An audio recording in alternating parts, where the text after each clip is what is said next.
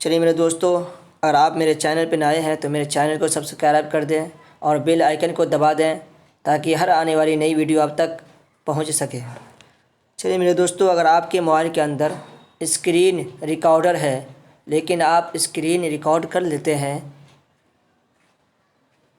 और जब उसको चालू करते हैं तो आवाज़ नहीं आती है, तो ये आवाज़ कैसे आएगी? चलिए मैं आपको बताता हूँ। एक ऑप्शन है जिसको आपको क्लिक करना पड़ेगा।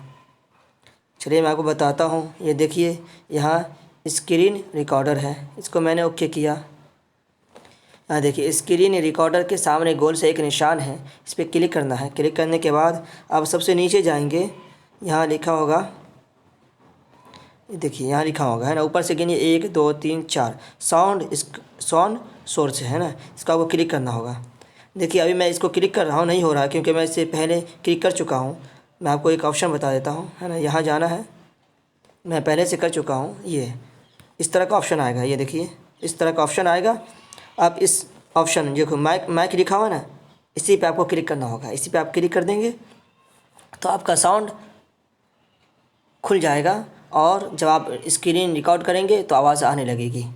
चलिए मेरे दोस्तों, अगर आप मेरे चैनल को सब्सक्राइब नहीं किए हैं तो ज़रूर सब्सक्राइब कर दें और बेल आइकन को दबा दें